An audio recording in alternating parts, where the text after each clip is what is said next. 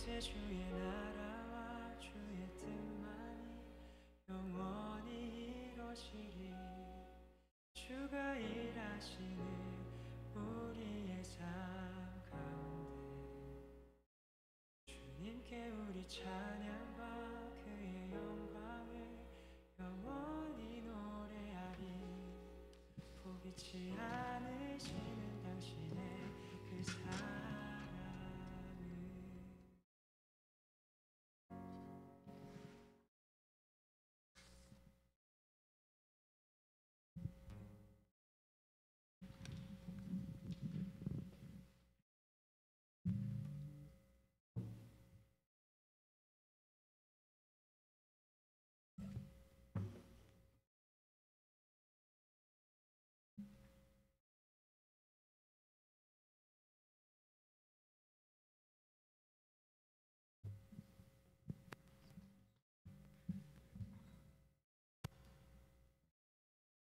디모데에 오신 여러분 진심으로 환영합니다.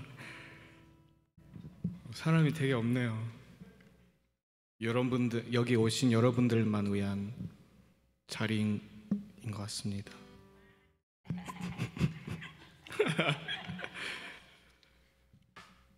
자, 디모데 예배 오신 여러분 환영합니다.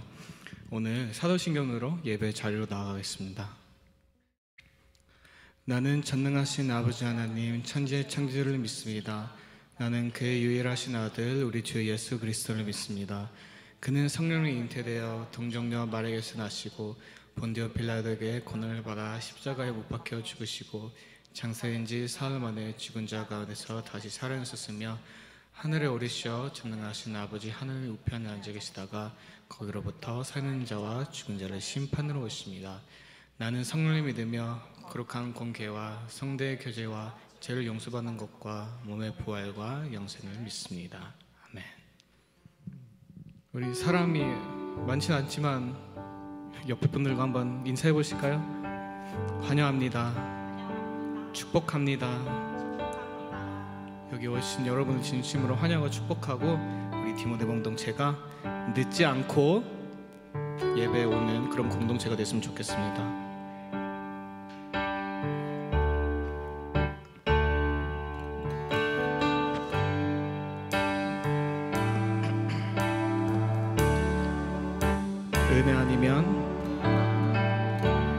은혜 아니면 살아갈 수가 없네. 호흡마저도 다 주의 것이니 세상 평안과 위로 내게 줬어도 예수 오직 예수뿐이네.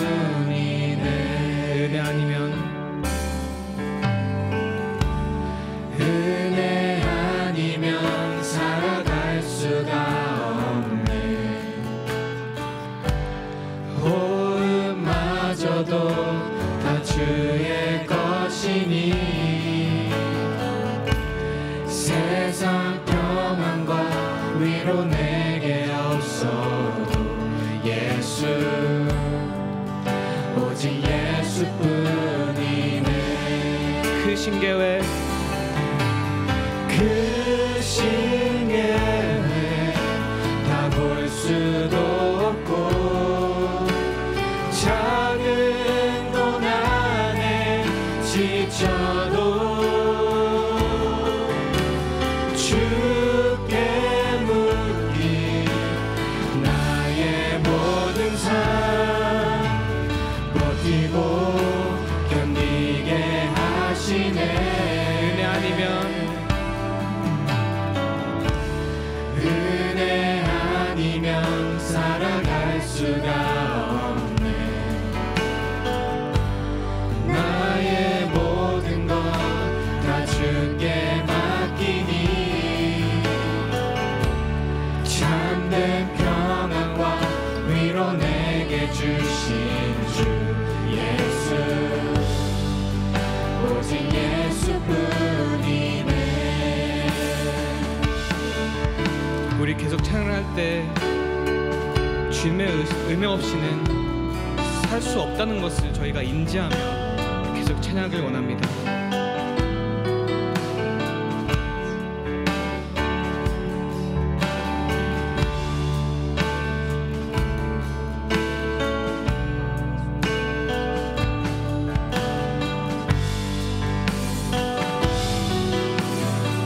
그 신계회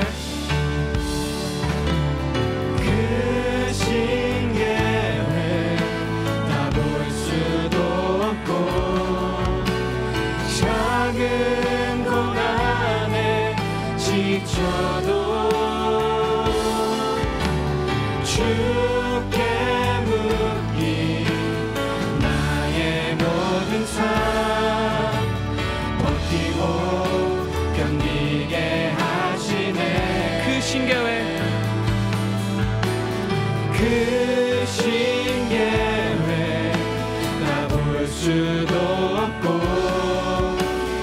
작은 고난에 지쳐도 주께 묻기 나의 모든 삶 버티고 견디게 하시네. 그 신계회 그 신계회 다 볼 수도 없고 작은 고난에 지쳐도 주께 묻기 나의 모든 삶 버티고 견디게 하시네.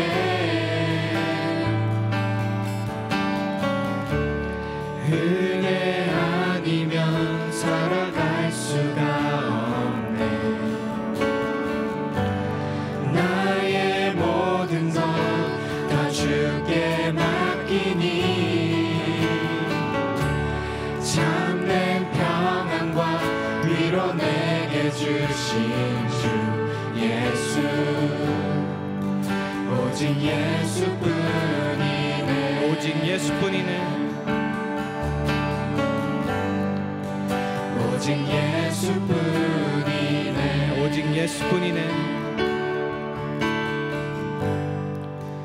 오직 예수뿐이네.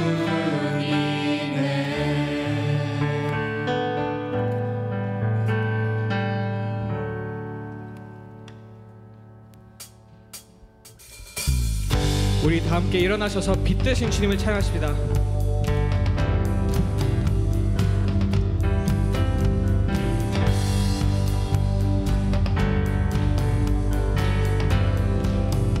주의 선하심과 주의 선하심과 진실함을 담기 원해. 그의 빛으로 나갈 때 그 성품 닮아가네. 빛을 닮아갈 때 주가 주신 자유함으로 옳은 대로 돌아와서 별같이 비추네. 빛으로 비추시네. 어둠이 드러나고 나를 숨은 어물에서 벗어나게 하시네. 빛으로 일어서네. 어둠이 밝혀지고 빛 되신 우리 주와 그 생명길 가네.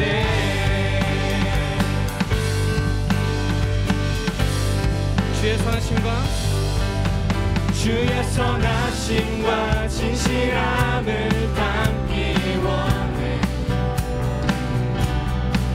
그의 빛으로 나갈 때 그 성품 닮아가네.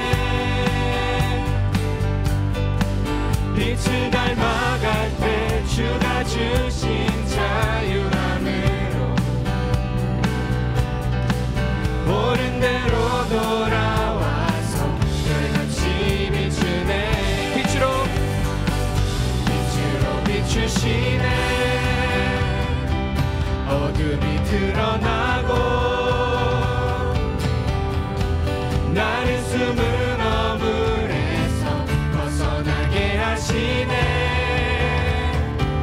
빛으로 일어서네. 어둠이 밝혀지고 빛 대신 우리 주와 그 생명길 가네.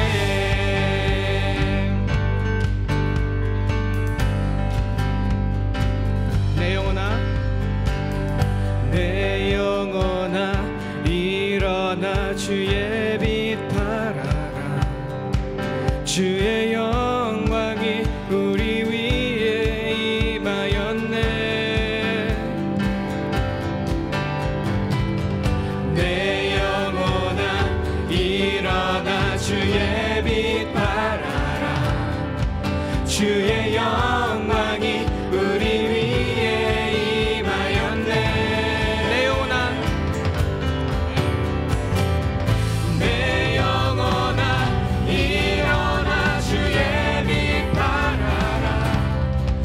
주의 영광이 우리 위에 임하였네. 내 영혼아 일어나 주의 빛 발하라.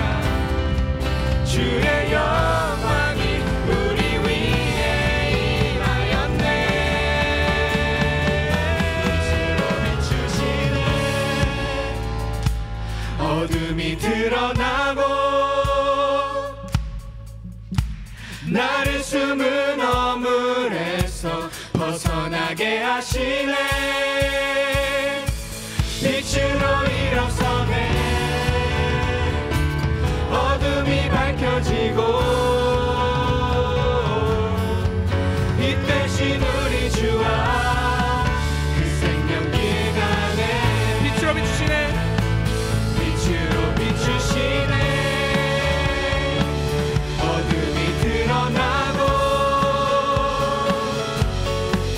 나를 숨은 어물에서 벗어나게 하시네. 빛으로 일어서네. 어둠이 밝혀지고 빛 대신 우리 주와 그 생명길 가네.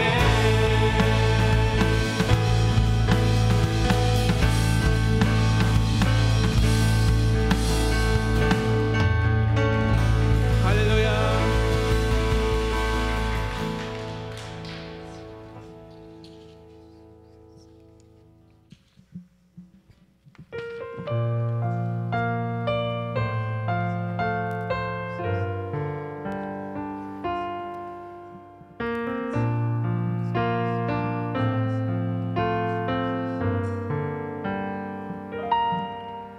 내가 누려왔던 모든 것들이 내가 지나왔던 모든 시간이 내가 걸어왔던 모든 순간이 당연한 것 아니라 은혜였소. 아침 해가 뜨고 저녁에 노을 봄의 꽃향기와 가을의 열매 변하는 계절의 모든 순간이 당연한 것 아니라 은혜였소. 모든 것이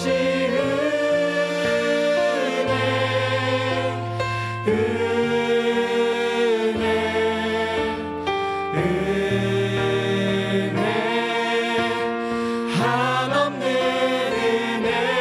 내 삶에 당연한 건 하나도 없었던 것을 모든 것이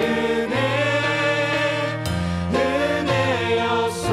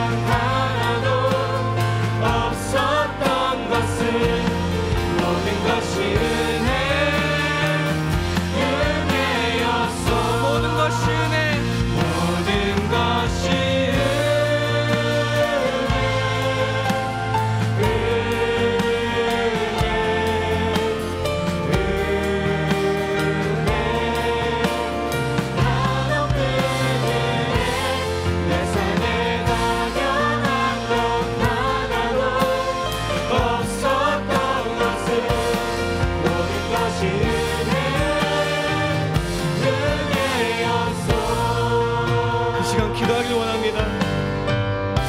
저희가 이뤄낸 모든 것, 지금까지 걸어온 모든 길들이 주님의 은혜였음을 믿습니다.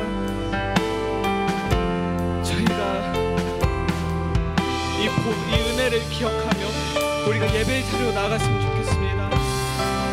교회로 나아갈 때 아버지, 저희가 받은 은혜를 가지고 다른 사람들과 나눠주길 원합니다. 그렇게 함께 고백하며 우리 기도로 나아가겠습니다.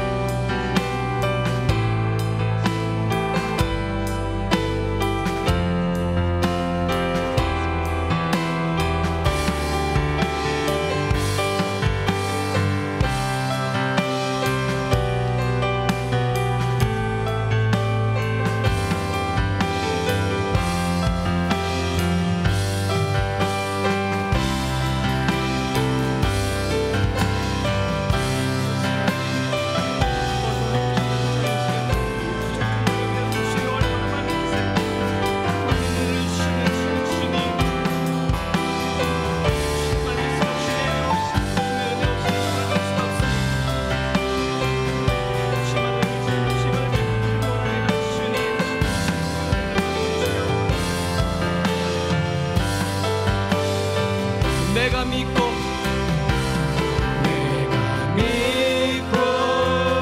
또 의지하는 내 모든 형편 아시는 주님, 늘 보호해 주실 것을 나는 확실히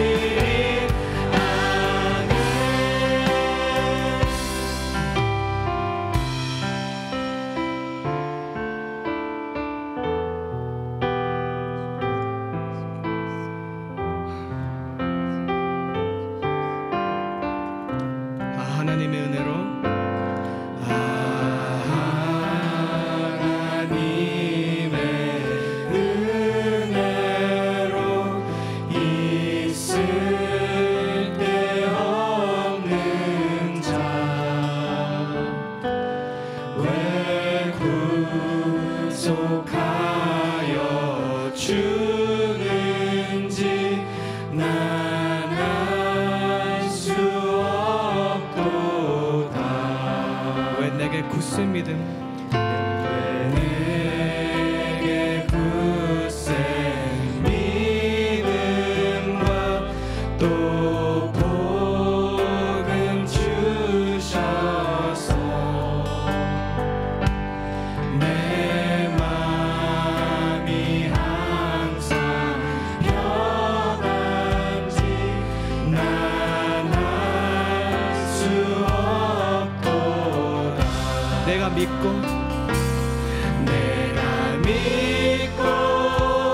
또 의지하는 내 모든 형편 아시는 주님, 늘 보호해 주실 것을 나는 확실히 아네. 왜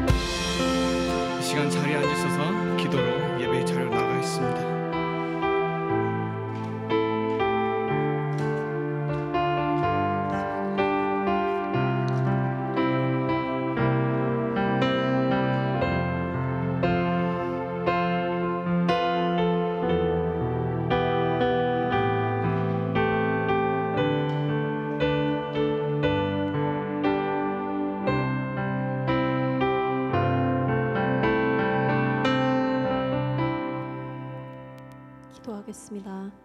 사랑과 은혜가 많으신 하나님 감사합니다. 저희를 이 밤에 여기로 불러주셔서 감사하고 일주일 동안 저희를 지켜주셔서 감사합니다. 한 주간 동안 주님의 놀라운 사랑과 보호하심 아래 살게 하시니 감사합니다. 주님의 이름으로 모여 하나님 앞에서 예배할 수 있어서 감사합니다. 구하지도 않았는데 우리에게 구원을 허락하시니 감사합니다. 하나님, 저희의 삶을 살면서 하나님의 생각보다 자신의 생각이 앞선 것에 회개합니다. 나의 생각, 사람의 생각으로 행동한 것에 회개합니다. 우리가 연약하고 부족한 존재임을 인정하고 아버지 앞에 나왔으니 주님 용서하시고 결단하게 하시고 회복하여 주시옵소서. 힘들고 지쳐있는 지체들도 많습니다. 삶의 어려움을 통해서 부정적인 생각을 하기보다 저희의 삶을 돌아볼 수 있는 계기로 삼도록 도와주시고 어려움들을 대처할 수 있는 지혜를 허락해 주시옵소서. 말씀을 전해주시는 김인 목사님에게 주님께서 크신 능력을 베푸사 능력 있는 말씀 전할 수 있도록 인도해 주시고 그 말씀을 들을 때 저희가 깨닫고 은혜가 받아 세상에 나아가서 물들지 않고 빛과 소금의 역할을 충실히 행할 수 있도록 주님께서 인도해 주세요. 이 예배 위에 수고하신 모든 손길들도 축복하여 주시옵시고 모든 지체들 각자 집으로 돌아갈 때 길을 지켜주시옵시고 이 모든 말씀 우리를 사랑하시는 예수님의 이름으로 기도드립니다. 아멘.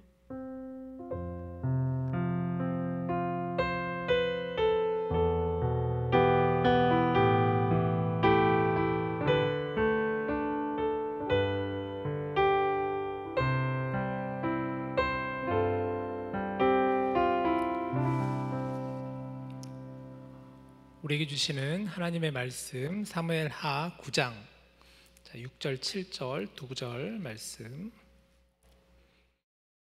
같이 보겠습니다. 사무엘하 9장 6절 7절 짧은 구절이니까 우리 같이 한 목소리로 읽어볼까요? 자, 시작.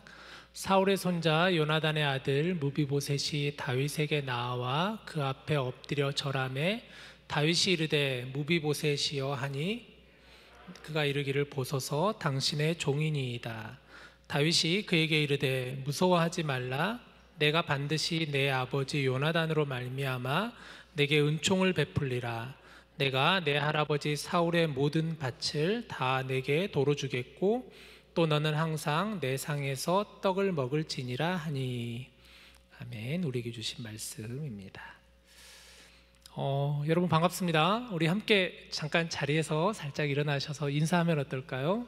네, 서로 반갑게 인사합시다. 오늘 사실 교회 오는 길이 좀 비도 많이 오고 이래서 위험하기도 하고 그랬을 텐데 안전하게 와서 참 감사합니다. 우리 함께 같이 잠깐 일어나서 서로 돌아다니면서 인사 잠깐 합시다. 네,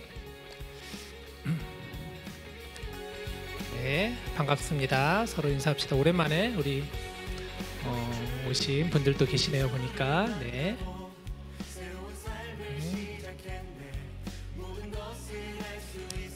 어색해하지 마시고. 네. 반가워요 서로. 네.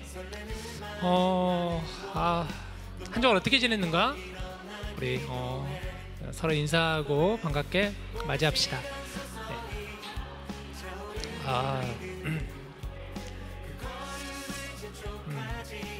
이제 방학이기도 하고 그래서 아웃 오브 타운한 친구들도 많이 있고 그렇습니다.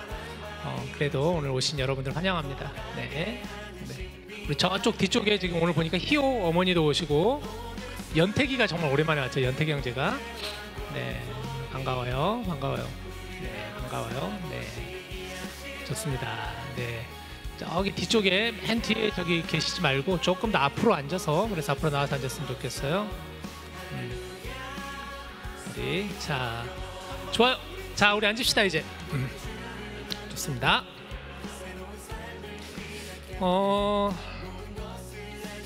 잘 지냈어요, 여러분? 저기 요즘에 알러지 많지 않아요? 저는 알러지 때문에 너무 힘들어요. 지금 이 5월 이 기간이. 그러니까 꽃가루 알러지 있는 친구들은 잘 아실 것 같은데 저도 알러지가 이렇게 나오면 한 3주, 2, 3주 정말 고생하거든요. 지금이 딱 그 시기라 너무 힘든 시기를 저는 보내고 있습니다. 알러지 있는 친구들도 있을 거고 또 오랜만에 오늘 오신 우리 연태경제도 정말 오랜만에 와서 더 반갑고 1년 만에 보는 것 같은데 거의. 네. 이번 주일은 한가족 축제로 우리 교회에서 드립니다. 여러분, 한가족 축제에 대해서 지금 광고 계속 나가고 있잖아요. 한가족, 왜 한가족 축제일까 이름이, 이런 생각을 해봤는데, 교회는 예수 그리스도의 몸이잖아요. 교회는 우리는 예수 그리스도와 한 몸을 이루고 있는 지체들이라고 성경은 말하고 있잖아요. 여러분들은 다 주님 안에 우리가 서로 함께 연결되어 있는 하나의 지체들이라는 거예요. 그런 의미에서 봤을 때 우리는 영적으로 서로 한 가족이에요. 육신적으로는 한 가족은 아니지만 영적으로는 예수님 안에서 서로 연결되어 있는 한 가족이라는 거죠. 미네스타 한인 장로교회에 우리는 교회를 섬기는, 또 그 교회 안에서 서로 하나 되어 있는 가족들이 모여 있는 그 축제로 드려지는 예배가 바로 다가오는 주일에 드려질 예배입니다. 날씨는 되게 좋은 것 같아요. 보니까 날씨도 좋고, 또 함께 전 교인이 모여서 야외에서 예배하고 같이 식사하고 또 같이 뛰어놀고 하는 시간입니다. 어린 아이들부터 어르신들에 이르기까지. 아마 작년에 했던, 우리 참석했던 지체들은 잘 알겠지만 처음인 지체들은 어떤 곳인가, 어떤 건가에 궁금하신 분들이 많을 텐데, 자세한 광고 또 그리고 위치에 대해서 우리가 한번 내일 여러분들한테 정리해서 보내드리도록 할게요. 오전 11시까지 주일날 오시면 되고, 근데 11시에 딱 맞춰 오시면 안 돼요. 아시겠죠? 우리 디모데, 우리 여러분들은 시간을 늘 잘 지키잖아요. 한 5분 정도, 10분 정도 늦게 오시잖아요. 그러면 안 돼요. 10분 전에 꼭 와서 앉으시면 좋겠고, 그 의자가 아마 어르신들이 앉을 수 있는 의자는 있지만 여러분들이 앉기에는 조금 의자가 많이 굉장히 비좁아요. 그래서 개인용 캠핑 의자 아니면 돗자리 같은 매트 같은 거 가져와서 목장끼리 같이 모여서 함께 예배하면 참 좋겠다 싶은 생각이 드네요. 다음 장을 하나 넘겨주시면, 사실 예배 때 이런 광고를 해야 되나 싶은 마음이 저는 순간적으로 많이 들었지만, 그래도 봉사위원회 장로님이 워낙 강력하게 광고를 해달라고 해서 상품이 있어요. 상품이 굉장히 푸짐합니다. 이번에 보니까 많은 후원들이 있어가지고 여기 보면은 기본적으로 그 가방, 에코백 같은 거는 다 드리고, 그리고 저기 네스프레소 그 커피 머신부터 시작해서 캠핑 의자, 뭐 화장품 세트, 전동 칫솔, 상품권이 엄청 많더라고요. 기프트 카드가. 그래서 속으로, 야, 이거 우리 디모데 지체들이 다 와서 다 타가면 좋겠다 이런 생각을 많이 가져요. 여러분 와서 행운권 추첨하고 이런다니까 와서 많이 타가시기를 바래요. 여러분이 1등 했으면 좋겠어요. 네스프레소 나도 마음에 드는데. 자, 아무튼 여러분 와서 많은 좋은 시간 보내시기를 바랍니다. 오늘은 이제 우리가 하나님의 사람 다윗 16번째 시간입니다. 다윗 16번째. 지난 시간에 다윗의 기도에 대해서 우리가 말씀을 보았습니다. 다윗의 기도문을 한번 읽어봤어요. 저희가 성경에 있는 많은 기도문들 중에서 다윗의 기도문도 참 우리가 눈여겨볼 만한 모범적인 기도문이다.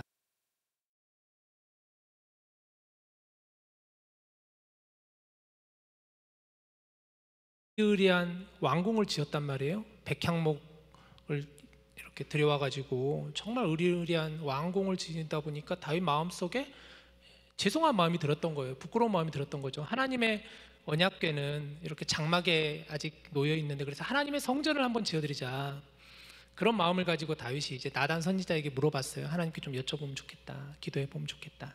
그런데 하나님이 거절하셨단 말이에요. 왜 거절하셨느냐?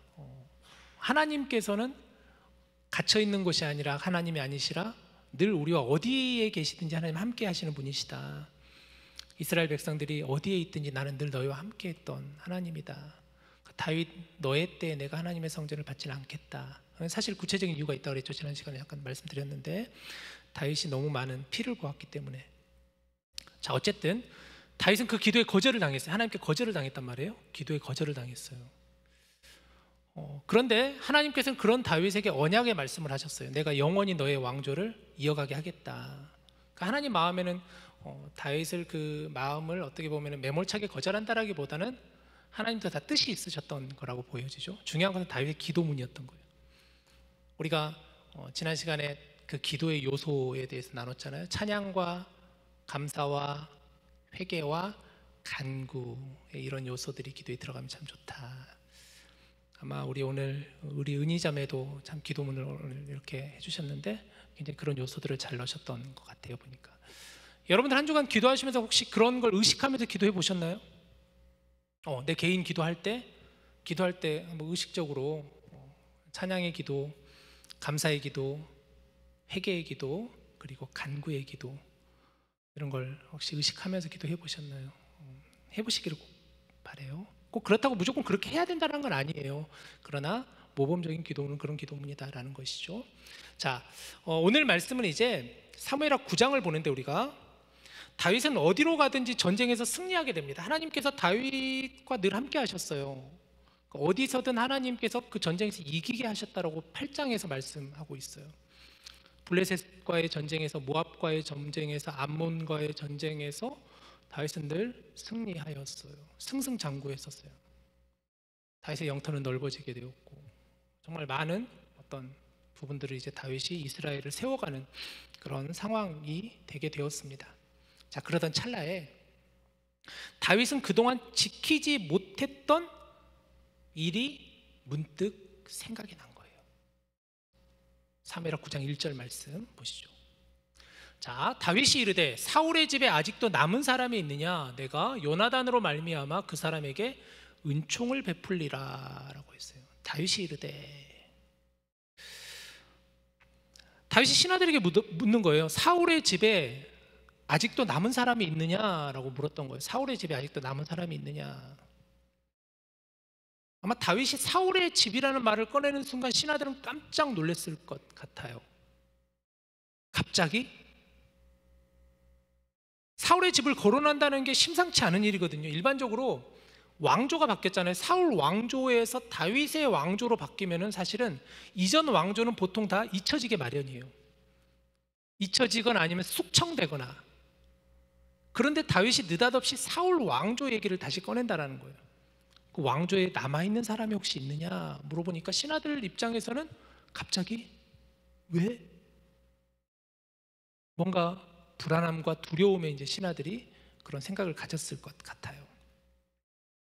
그렇지 않아도 이미 사울 왕조는 몰락했습니다. 길보아 전투에서 사울과 아들 요나단이 전사한 상황이었어요. 또 우리가 말씀을 보았듯이 사울의 아들인 이스보셋이 이스라엘의 왕으로 2년간 통치하다가 그만 배신을 당해서 죽임을 당하게 되었어요. 그런데 갑자기 다윗이 사울의 집에 아직도 남은 사람이 있느냐 하는 것이죠.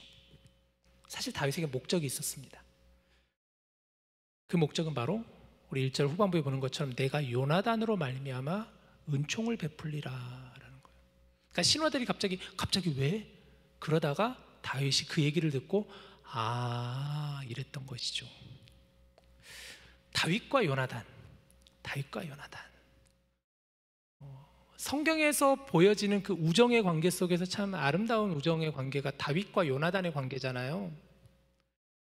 오래전에 다윗은 사울의 아들 요나단과 깊은 우정을 쌓았습니다. 다윗이 골리앗을 무찌르고 난 후 돌아왔을 때 요나단이 다윗을 보면서 저 사람과 내가 깊은 우정을 맺어야겠다라는 생각을 가졌던 것 같아요. 근데 실상 사실 요나단이 다윗을 알아본 것은 단지 그냥 다윗의 멋진 용모 아니면은 그 골리앗을 무찌른 기계 그런 게 아니라 다윗의 신앙을 보면서 요나단이 다윗을 마음에 들어 했던 것이겠죠. 다윗이 믿는 하나님, 그 중심에 있는 하나님을 중심에 삼는 그 다윗을 보면서 요나단도 저 친구야 이런 생각을 가졌던 것이라고 할 수가 있겠죠. 그 후 요나단은 아버지 사울왕의 질투와 시기, 다윗을 죽이려고 하는 수많은 의도 속에서도 늘 다윗 편에 서서 다윗의 대변자가 되어주기도 하고 다윗을 숨게 하기도 하고 도망가게 됐었던 사람이 바로 요나단이었어요. 이들은 단순한 우정의 관계가 아니었던 것이죠. 이들은 사실 단순한 우정의 관계가 아니라 하나님 앞에서 언약을 맺은 언약의 관계였습니다. 하나님 앞에서 언약을 맺은, 하나님 앞에서라고 했어요. 하나님 앞에서, 하나님 사이에서라는 것이죠. 호람데오라는 이 표현을 제가 이번 다윗에 대한 설교를 하면서 여러분에게 여러 차례 강조하고 있잖아요. 호람데오, 하나님 앞에서라는, 하나님 앞에서. 다윗과 요나단은 단순한 우정이 아니라 하나님 앞에서, 하나님의 사이에서 서로 언약을 맺은 관계라는 거예요. 결국은 사무엘상 18장 3절 말씀에 보면 이런 말씀이 있죠.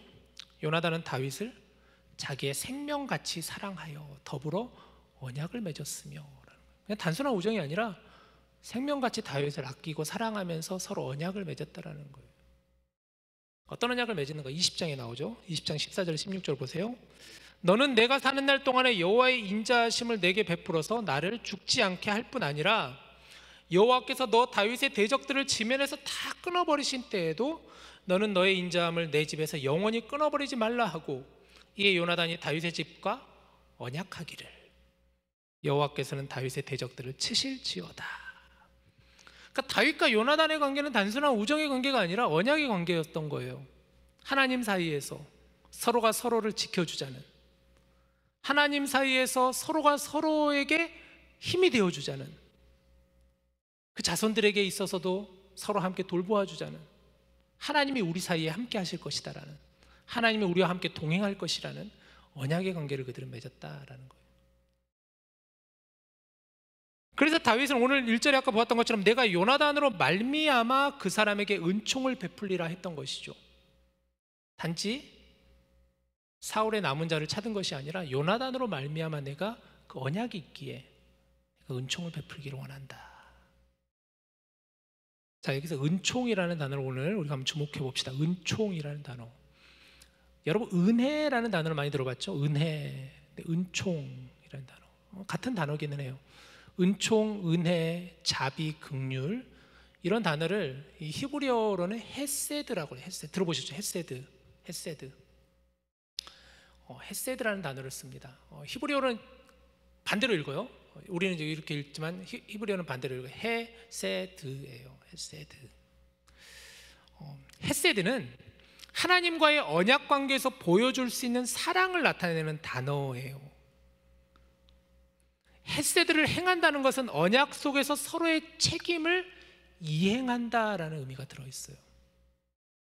그러니까 은혜라는 단어가 굉장히 깊은 의미를 담고 있어요. 사실은 그것은 바로 언약 속에서 서로의 책임을 이행한다라는 의미가 들어있다는 거예요. 여러분 굉장히 중요한 포인트예요. 오늘 이 부분을 가지고 계속 얘기를 나눌 건데,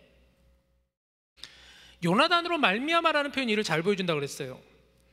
단순히 다윗이 요나단이 자기를 살려주고 자신에게 도움을 줘서 고마움의 의미가 아니라 하나님과 함께 맺은 언약이 있기에 다윗이 그 언약을 기억하고 그 책임을 이행했다라는 것이죠.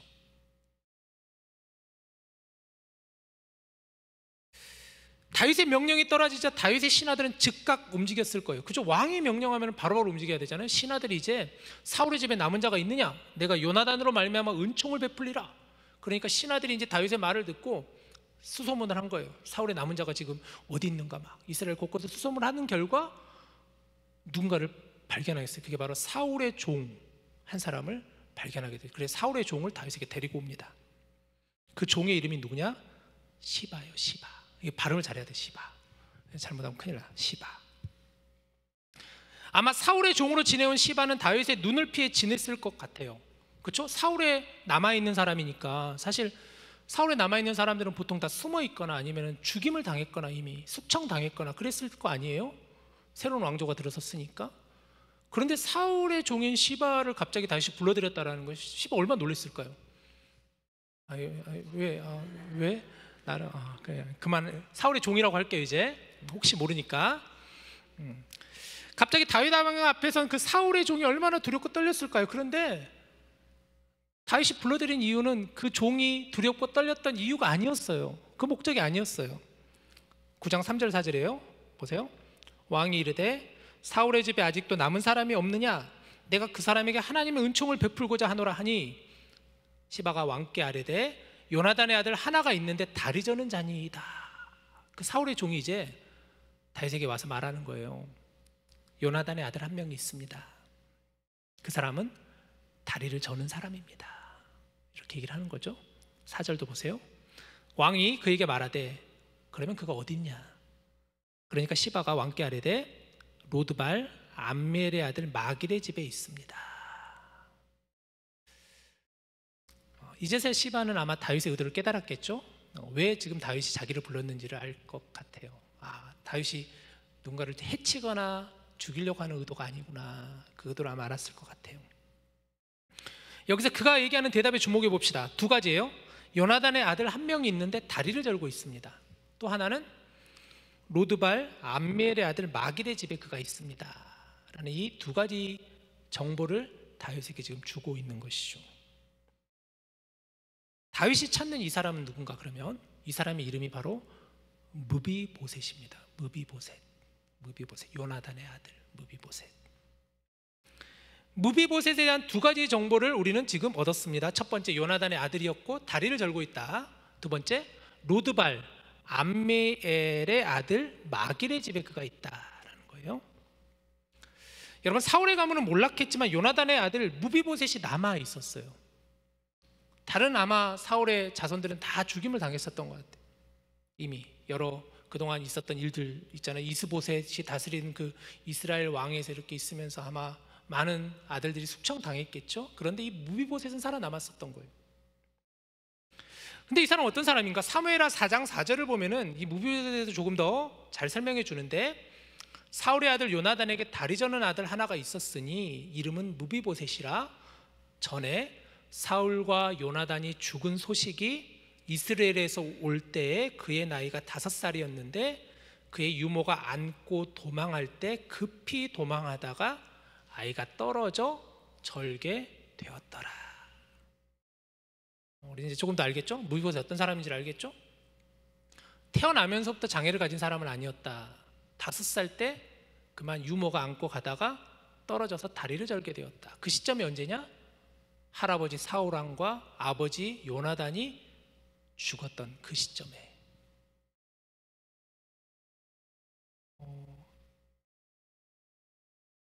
5세 정도 아이가 떨어져서 다리를 절 정도, 그것도 이제 평생, 오늘 말씀 보면 끝부분을 보면 2다리를 절었다라고 그러거든요. 한 다리가 아니라 2발을 절었다. 그리고 지금 시점적으로는 이미 꽤 오랜 시간이 흘렀어요. 이 무비보셋에게는 지금 오늘 9장을 보면은 아들이 한 명 있다라고 얘기를 했어요. 지금 아들이 이미 있는 상태에서 무비보셋이 다윗에게 나왔다, 2다리를 절고 있다라는 것이죠. 아마 최소한 한 20년 정도의 시간은 흘렀던 것 같아요. 그랬겠죠? 그러니까 아들도 있었고 5살짜리였다가 아들도 있을 정도면은. 몰락한 가문의 왕의 혈통이지만 장애를 갖고 있었기에 아마 어쩌면 누구도 거들떠보지 않았을 수도 있습니다. 그 당시에 장애를 가졌다는 것은 지금 우리가 생각하는 그 장애를 가진 사람과는 차원이 다르거든요. 2다리를 절고 있다라는 것. 많은 사람들이 거들떠보지 않는, 그 당시에 보면은 왜 있잖아요, 장애를 가지고 있거나 뭐 눈이 멀거나 그러면은 왜 예수님 그 신약에도 보면은 저 누구의 죄 때문입니까? 이렇게 막 사람들하고 예수님께 묻는 것처럼 사람들이 저 사람은 무슨 죄를 졌길래 이렇게 여겼던 그런 사람이었죠. 무비보셋이 지냈던 곳이 아까 두 번째 단서에 보면 로드발 암멜의 아들 마길의 집이라고 했는데, 로드발이라는 지명도 한번 눈여겨볼 필요가 있어요. 로드발이에요. 로드발. 히브리에서 로라는 단어는 노라는 단어예요. 없다라는 단어. 로드발이 어떤 지역이냐면, 당시 요단강을 중심으로 했을 때 요단강 동편이라는 지역은 굉장히 황무지, 쓸모없는 땅들이 바로 요단강 동편이고, 요단강 서편이 기름지고 비옥한 땅이에요. 그래서 예루살렘이나 베들레헴이나 뭐 우리가 잘 아는 헤브론이나 이런 데는 요단강 서편에 있고, 요단강 동편은 주로 험악한 지형이에요. 그 지형에 있는 지역이 바로 로드발이에요. 나띵이에요. 나띵. 아무것도 없는, 풀 한 폭이 없는 메마른 땅. 그곳에 사울왕의 혈통인 무비보셋이 그곳에 있었다라는 것이죠. 아마 숨어 지냈던 것 같아요. 사람들 사이에 알려지지 않은. 그런데 시바는 어떻게 용케 알았던 것 같아요. 본인이 돌보진 않았지만. 성경은 말하고 있지 않지만 우리는 무비보셋의 삶이 어땠는지를 예측은 할 수 있겠죠. 20년 동안 자기 의도하지 않게 유모에 의해서 다리를 다쳐서 평생 절개되고 사랑의 혈통이었지만 사람들에게 함부로 말할 수 없는, 숨어 지낼 수밖에 없는, 그 누구도 거들떠보지 않는 로드발이라고 하는 지역에 있었던 그 무비보셋입니다.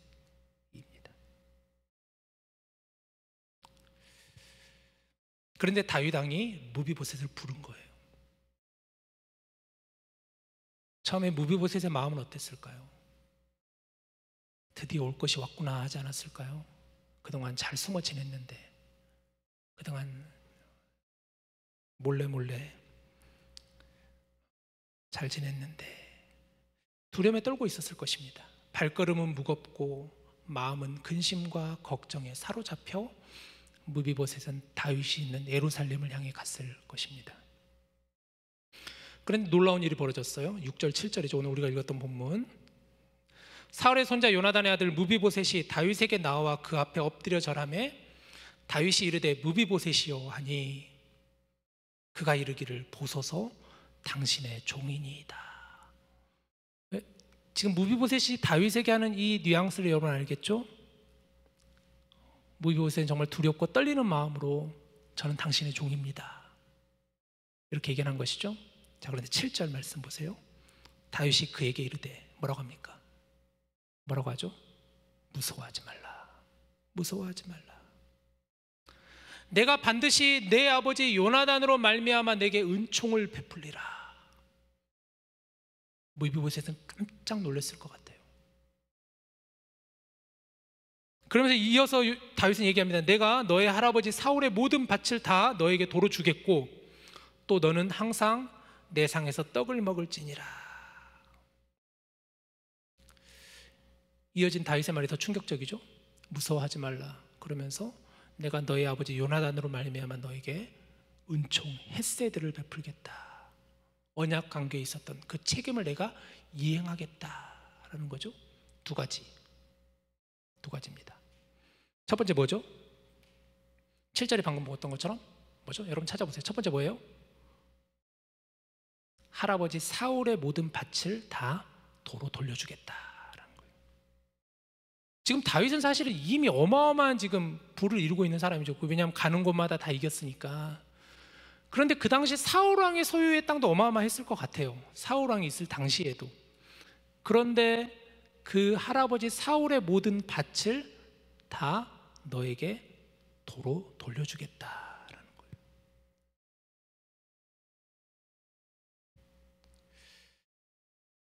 호의를 베풀어 무비보셋의 권리를 회복시켜 준다라는 것이죠. 그런데 두 번째 은총은 더 충격적이에요. 너는 항상 내 상에서 떡을 먹을지니라 라는 거예요. 항상 왕의 상에서 함께 식사할 것이다 라는 거예요. 항상 다윗 왕의 상에서 함께 식사한다는 것은 단순히 왕과 함께 겸상한다는 의미가 아니에요. 사무엘하 9장을 보면 왕의 상에서 먹을 것이다 라는 표현이 3번이나 강조되어 있는데 이것은 대단한 은혜의 의미예요. 왕족이 아닌 무비보셋을 이제는 내가 너를 왕족으로 대우하겠다라는 의미예요. 너의 그 떨어져 있는 신분을 내가 다시 복권시켜 주겠다. 너의 떨어진 그 모든 명예와 그 모든 것들을 내가 다시 회복시켜 주겠다. 왕과 함께 하겠다. 무비보셋은 어릴 때부터 깊은 상처와 아픔을 아마 지녔을 거예요. 두 발을 다 절었다라는 것이 이를 잘 대변해 주는 거예요. 저는 두 발을 절었다라는 이 표현이 너무 이 무비보셋의 인생을 한마디로 정리해 준다고 생각이 들어요. 두 발을 다 절었다. 로드발이라는 지역도 아까 얘기 들었듯이 누구도 주목하지 않는 그 땅에 숨어 지내던 바로 그였던 거예요. 여러분, 그런데 다윗은 그런 무비보셋을 불러서 헤세드를 베풉니다. 오늘 본문을 통해서 우리가 무엇이 보이시나요, 여러분? 무엇이 보이시나요? 하나님의 은혜가 저는 보여집니다. 하나님의 은혜. 다윗이 무비보셋에게 베푼 이 헤세드가 하나님의 은혜를 우리가 묵상하게 합니다. 하나님의 은혜. 여러분, 은혜가 뭡니까? 은혜는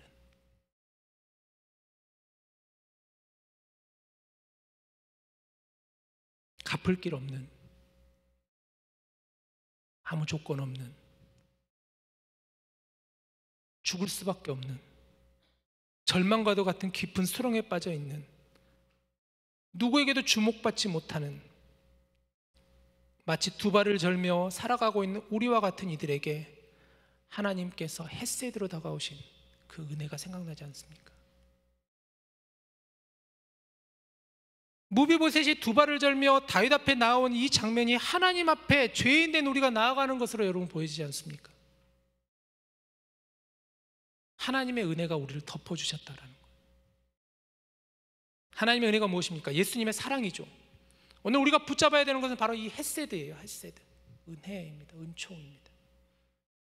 예수님이 우리에게 찾아오셨습니다. 예수님의 십자가로 우리의 모든 연약함과 죄악됨을 씻겨주시고 넘어진 우리를 일으켜 세워주셨죠. 하나님의 은혜가 우리의 모든 수치를 씻겨주셨습니다.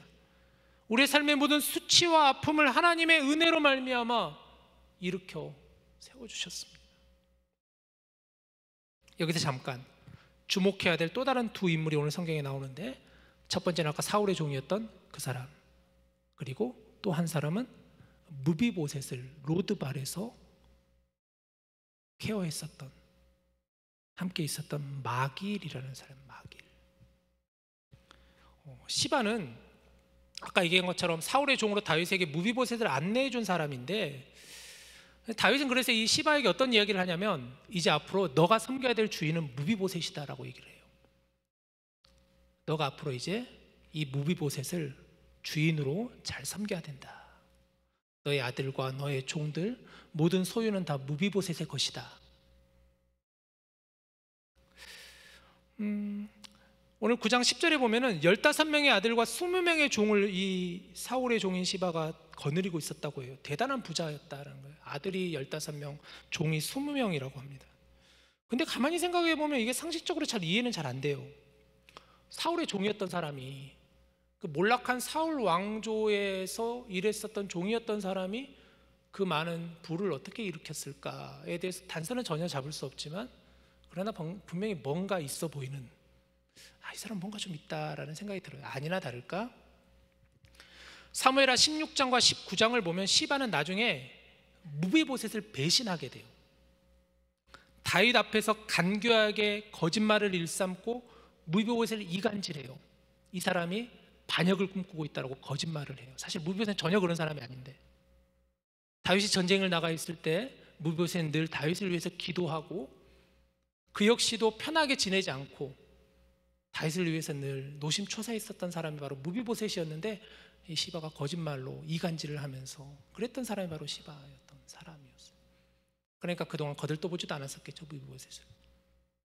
그런데 마길은 어떤 사람인가? 그는 무비보셋을 로드발에 있는 그의 집에서 거처를 내주고 보호함으로써 호의를 베풀었던 사람이에요. 모두가 외면했을 때 그는 무비보셋과 함께하며 그에게 도움의 손길을 내밀었었던 사람이 바로 마길이에요.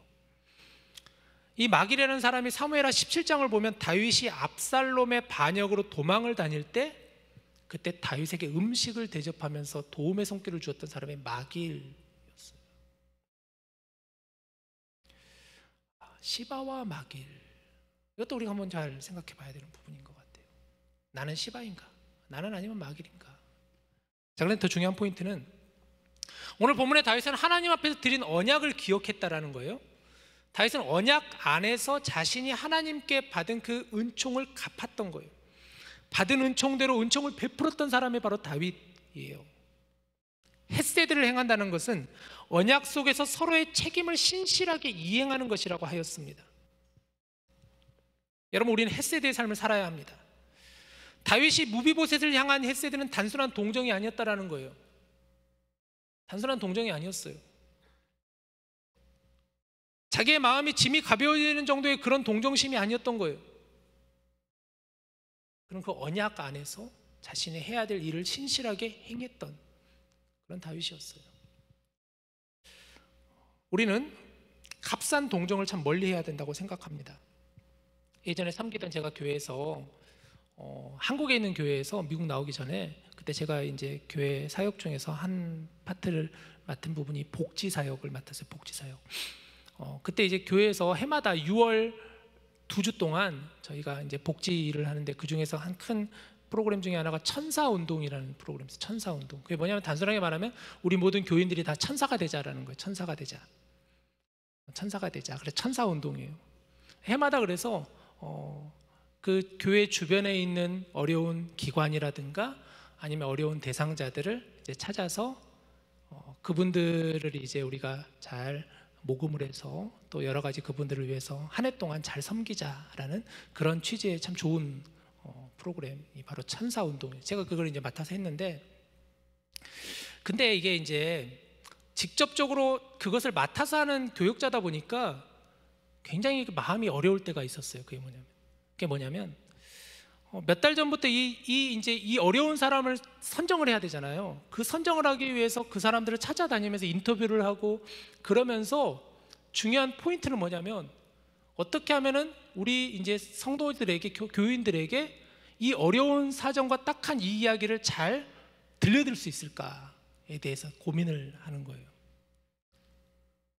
어떤 하나의 극적인 스토리 이런 것을 잘 찾아내야 되고 그것을 영상으로 만들거나 아니면 이런 것들을 잘 만들어서 해야 된다는 것. 그리고 그분들을 또 초대해서 전달식을 가질 때 교인들이 함께 크게 박수 쳐드리고 사진 촬영을 하고 이게 개인적으로 너무 마음이 불편했어요. 마치 값싼 동전과 같은 그런 생각이 많이 들었던 거예요. 그걸 진행하는 입장에서는 마치 감성파리 같은 그런 느낌처럼 정말 이 어려운 분을 우리가 어떤 마음을 가지고 돕고 있는가, 어떤 시선을 가지고 이분과 함께 우리가 걸어가야 될 것인가에 대한 그 포인트에 대해서 굉장히 많은 저는 시험이 들었어요. 고민이 됐어요. 담당하는 제가 5년 동안 그 일을 계속 하다 보니까 이게 뭐지? 이런 생각이 많이 들었습니다. 핵심이 뭐냐? 동정하는 마음이 아니었던 거예요. 책임이었던 거예요. 책임. 이거는 당연히 해야 되는 책임이었던 거예요, 여러분. 하나님이 내게 주신 은혜에 대한 책임이었던 거예요. 의무였던 거예요. 헤세드를 행한다는 것은 언약 속에서 부과된 서로에 대한 책임을 신실히 이행하는 것이라고 제가 말씀을 드렸죠. 헤세드는 사랑을 흘려 보내는 거예요. 받은 은혜를 사랑으로 흘려 보내는 거예요. 그냥 동정심 따위가 아니라, 값싼 동정심이 아니라 그걸 통해서 내 마음이 뭔가 좀 내 마음이 좀 그래도 어느 정도 그래도 좀 도왔으니까 됐다라는 이런 정도의 차원이 아니라 이것은 내가 반드시 해야 되는 책임이라는 거예요. 의무라는 거예요, 여러분. 어제 그 큐티책 생명의 삶에 읽다가 귀한 글을 하나 읽었는데 이 글 너무 좋아서 여러분과 나누고 싶어서 가져와 봤습니다. 사랑으로 길을 내다라는 책인데 이 사랑으로 길을 내다라는 이 책에 실려 있는 문구예요. 글귀인데 너무 저는 오늘 설교를 준비하다가 이게 너무 딱 와닿아서 이런 거 나누는데 한번 제가 읽어드릴게요. 사랑은 나의 시간표에 맞추어 상대방에게 변화를 요구하는 것이 아니다. 여기까지 이해되시죠? 사랑은 나의 시간표에 맞추어서 상대방에게 변화를 요구하는 것이 아니에요. 상대방의 시간에 나를 던지는 것이 사랑이에요. 상대방은 평생 내가 생각하는 속도에 맞추어 변화되지 않을 수도 있어요. 그렇죠? 근데 우리는 사랑을 생각할 때 뭔가 내 시간표와 내 방향과 내 속도에 상대방이 맞춰주기를 원해요.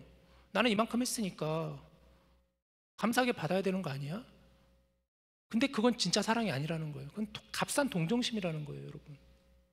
사랑은 상대방의 편에서 그 사람의 시간과 그 사람의 속도와 그 사람의 방향에 맞춰줄 수 있어야 된다는 거예요. 두 번째 글귀에서 그러나 예수님은 우리가 죄인이었을 때 우리의 자리로 내려오셔서 우리를 만나주셨다. 예수님은 우리의 자리에서 예수님이 직접 만나주셨다라는 거예요. 예수님이 누구인지 알아보지도 이해하지도 못하는 우리를 위해 그분이 이 땅에 오신 거예요. 사랑은 어떤 장애물이나 다름이 있어도 다가가게 하는 것이 사랑이에요, 여러분. 그저 같은 자리에 계시는 예수님의 사랑이 있기에 오늘 또 우리의 사랑은 흘러가며 확장된다라는 거예요. 여러분 그런 경험 없어요? 가끔 이렇게 글을 읽다가 책을 읽다가 와 이럴 때 저는 어제 이 글 읽는데 설교를 준비하면서 와, 이게 바로 사랑이라는 거예요. 이 책을 쓴 분이 누구냐면 윤상혁 의사 선생님이에요. 북한에서 지금 평양 의대에서 13년 동안 가족들과 함께 평양에 들어가서 그래서 북한 사람들을 이렇게 치료하는 그런 의사 선생님이에요. 저도 이렇게 설교 이제 준비하면서 자료를 찾다가 이분 다니엘 기도회라는 영상에도 나와서 간증하시는 걸 봤는데 참 귀한 일을 하시더라고요. 보니까 예수님이 사랑으로 길을 내시며 다가오셨다. 사랑으로 길을 내다라는. 자, 이제 말씀을 정리합니다. 오늘 우리가 본 이 하나님의 사람 다윗의 삶은 한마디로 어떤 삶이었느냐? 언약에 기반한 삶이었다는 거예요. 하나님의 언약에 기반한 삶이었다. 다윗은 하나님의 그 언약을 늘 생각했던 것 같아요. 하나님이 다윗과 함께 하신다는 언약. 우리 지난 시간에 나눴잖아요. 하나님의 언약. 하나님이 다윗을 통하여서 내가 너의 왕조를 영원히 이어가겠다. 내가 너와 함께 하겠다. 내가 너를 늘 지키겠다. 너는 나의 사람이다. 그 언약에 기반한 삶이 바로 다윗이었어요. 다윗은 그 언약을 떠올리면서 요나단과의 그 언약을 다시 한번 떠올렸던 거예요. 요나단과 나는 단순한 우정이 아니라 하나님의 언약 안에서 서로 맺어진 그런 참 귀한 동역자이다. 그래서 그는 그 은총을 행했다는 것은 언약 속에서 서로의 책임을 신실하게 이행했다는 거예요. 여러분, 하나님께서 우리에게 헤세드를 행하셨습니다.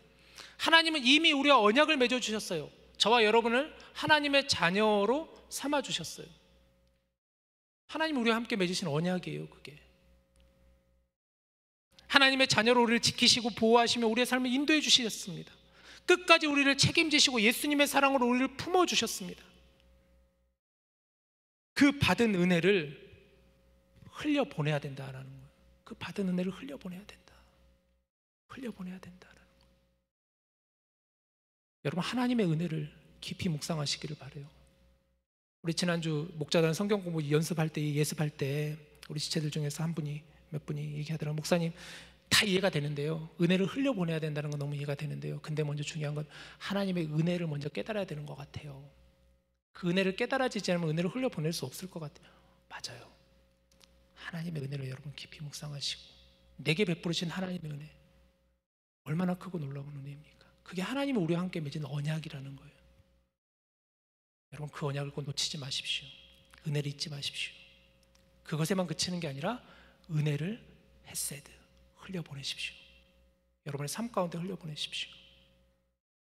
올해 우리가 담장을 넘어 세상을 향해라는 주제를 가지고 있잖아요. 담장을 넘어 세상을 향해.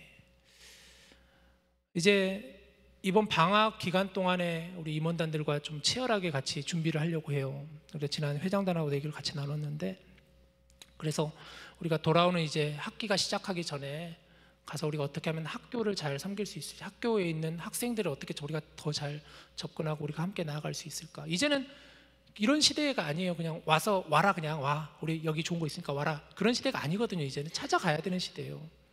먼저 찾아가서 두드리고 그 사랑을 증거하고 그래야 되는 게 우리에게 주신 하나님의 의무다, 책임이다 라고 생각합니다.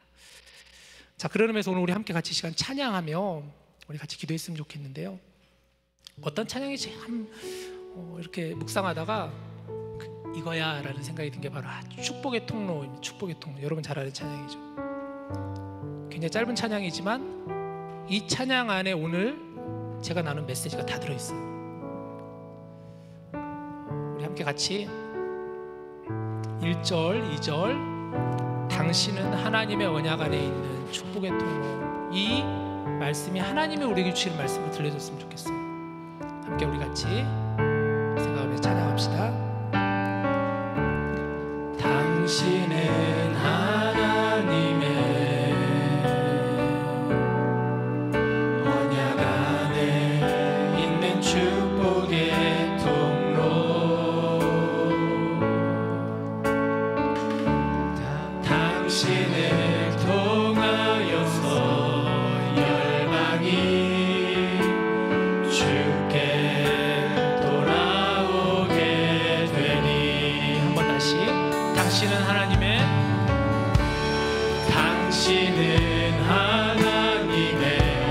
안에 있는 축복의 통로 아멘. 당신을 통하여서 열방이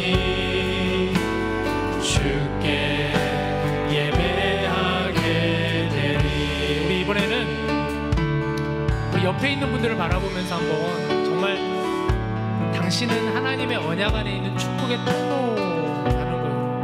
여러분 그러지 않아요? 정말 우리 여기 있는 한 사람 한 사람 디모데 모든 지체들이 다 여러분 다 축복의 통로예요. 하나님의 언약 안에 있는 축복의 통로가 바로 저와 여러분이에요. 우리는 그런 사람들이에요. 그런 하나님의 사람들이에요. 우리 옆에 있는 분들을 생각하면서 그분의 이름을 생각하면서 당신은 하나님의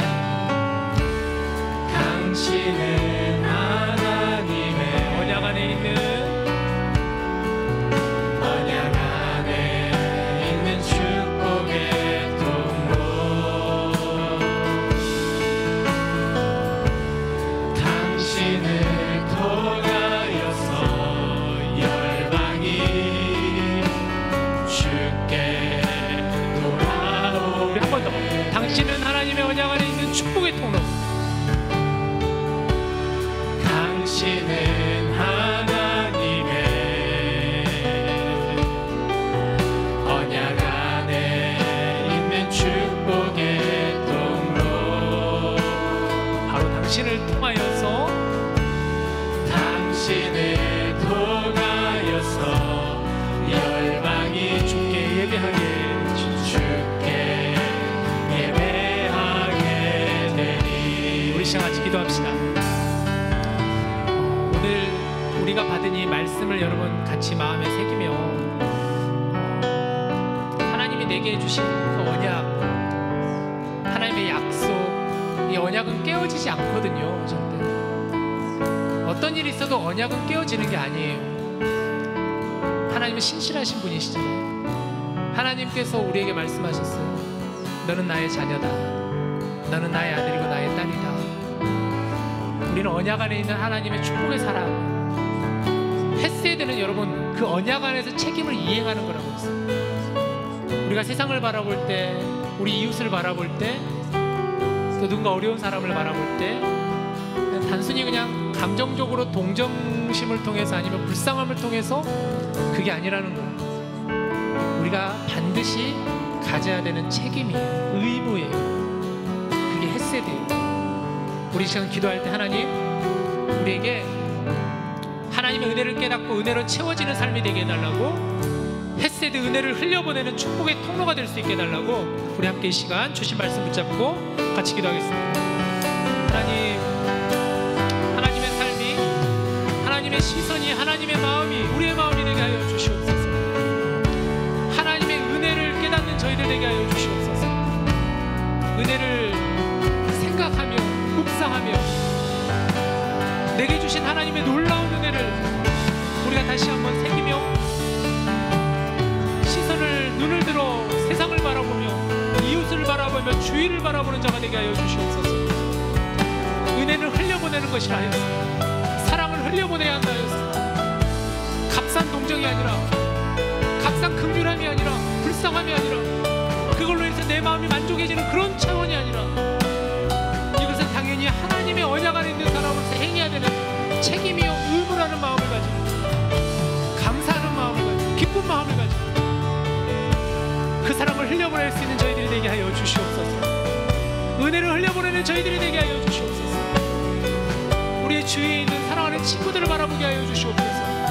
연약한 자가 있다면 그 자의 손을 붙잡아주고 어깨를 두드려주며 위에서 기도해 줄 수 있는, 우리의 그 책임을 다할 수 있는 저희들가 될 수 있도록 주님 인도하여 주시옵소서. 이것이 결국은 하나님의 기쁨이요 하나님의 마음임을 깨닫는 저희가 다 될 수 있도록 도와주시옵소서. 바랍고 구하옵기는 우리 사랑하는 디모데 시대의 삶 가운데 날마다 하나님의 은혜가 깨달아지게 하여 주시옵소서. 이 은혜 아니면 내가 살아갈 능력이 없고, 이 은혜 아니면 내가 살아갈 힘이 없음을 고백하는 저희들 되게 하여 주시옵소서. 모든 것이 다 하나님의 은혜입니다. 모든 것이 다 하나님의 은혜입니다. 은혜 아니면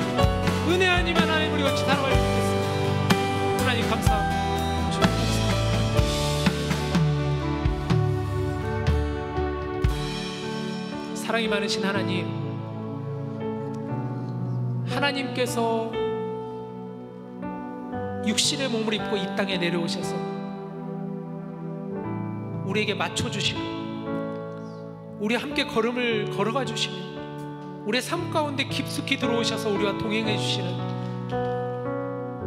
죽을 수밖에 없는 그 죄인들을 우리를 살려주시는 그 놀라운 하나님의 헤세드, 그 사랑을 오늘 이 시간 깨닫게 하여 주셔서 그 사랑을 우리 안에 이제 가두는 것이 아니라 흘려보낼 수 있는 축복의 통로가 될 수 있도록 우리 사랑하는 모든 디모데 지체들의 삶을 붙잡아 주시옵시고, 이들의 비전과 이들의 마음과 이들의 시선이 이 땅을 향한 축복의 통로가 될 수 있도록, 은혜의 마중물이 될 수 있도록 우리 하나님 도와주시옵소서. 그렇게 살아가는 저희들 되게 하여 주시옵소서. 모든 것 다 주님께 의지하며 우리 주 예수님의 이름으로 간절히 기도하옵나이다. 아멘. 아멘. 자, 오늘부터 우리는 봉헌송과 동그라미송이 바뀌게 되었습니다. 우리 함께 이 시간 같이 봉헌하며 하나님께 우리의 마음과 정성을 드리겠습니다. 주의 나라가 임할 때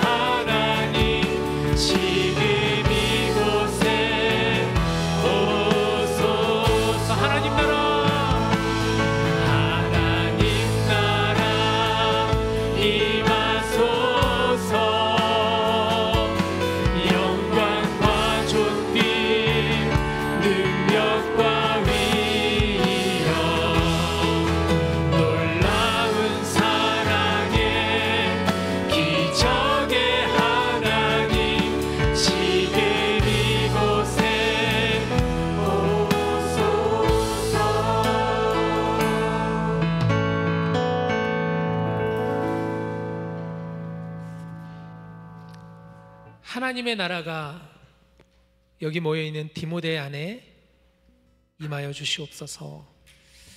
하나님의 나라가 임할 때, 하나님이 임재하실 때 디모데 예배가 회복되며 놀라운 축복의 은혜가 있게 하여 주시옵소서. 돌아오는 주일 KPCM 전교인 한가족 축제로 하나님을 저희가 예배하기를 원합니다. 디모데를 비롯하여 모든 성도들이 한가족 되어 우리 주를 찬양하고 경배하며 받은 은혜를 함께 흘려보내게 하여 주시옵소서. 이제 본격적인 방학을 맞이하였습니다. 많은 지체들이 한국에 들어가서 가족들을 만나고 아웃 오브 타운으로 지역을 떠나 쉼의 시간을 갖고 있습니다. 이들의 걸음을 안전하게 인도하여 주시고 동행하여 주옵소서. 또 오늘 함께 나와 예배하는 우리 모든 지체들을 특별히 기억하사 우리 주님 안에서 믿음을 지키며 하나님 앞에서 바로 서는 호람대오의 신앙을 갖게 하여 주옵소서. 서로가 서로에게 복이 되게 하시고 축복의 통로되는 저희가 다 되게 하여 주시옵소서. 오늘 이 시간 우리의 마음과 정성을 하나님께 올려드립니다. 예물이 쓰여지는 곳마다 하나님의 시선이 나타나게 하여 주시옵소서. 긍휼함을 부어주시고 하나님의 크고 놀라운 햇새들을 누리고 나누게 하여 주옵소서. 이 모든 말씀 우리 주 예수님의 이름으로 감사하며 기도드립니다. 아멘.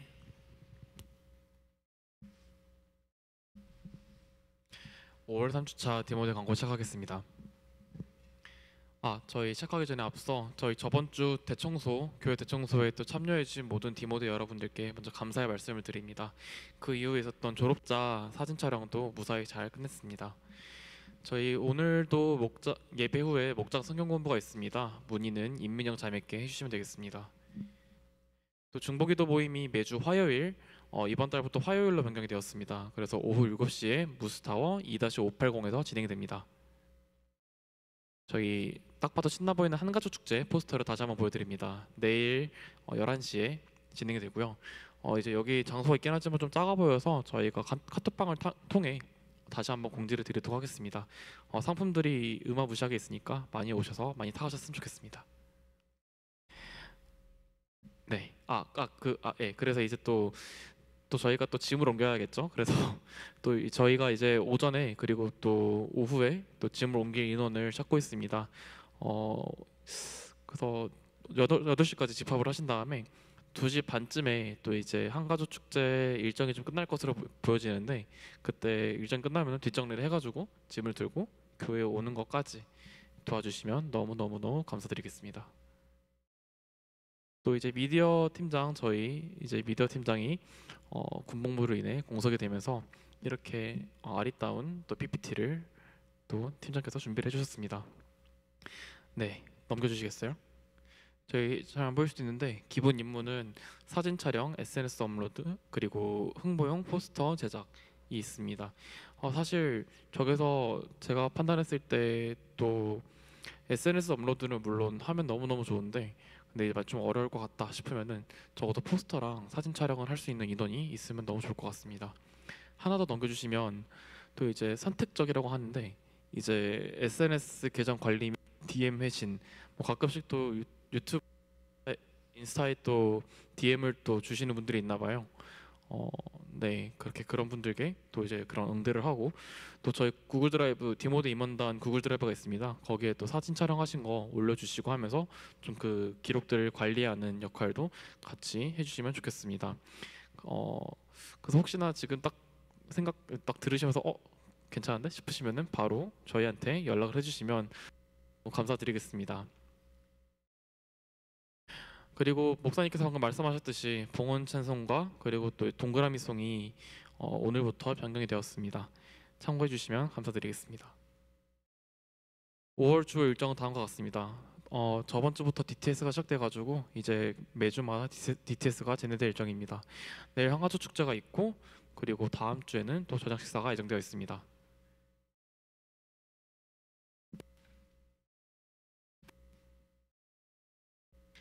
안녕하세요. 혹시 오늘 디모데가 처음이신 분 계신가요?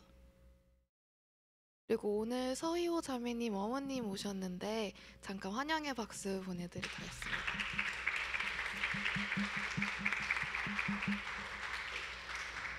자, 저희 디모데 동그라미 만들도록 하겠습니다.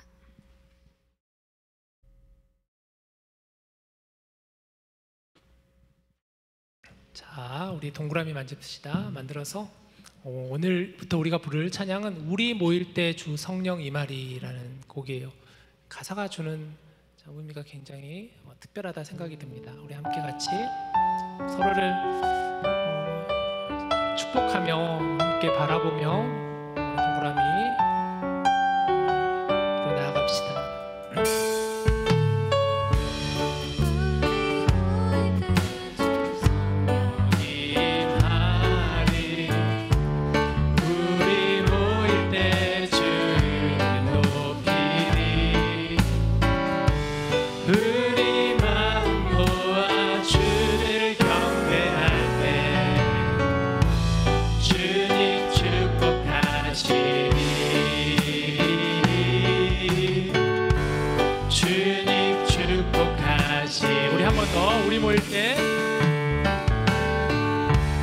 우리 모일 때 주 성령 임하리. 우리 모일 때 주 이름 높이리. 아멘. 우리 마음 모아 주를 경배할 때 주님 축복하시리.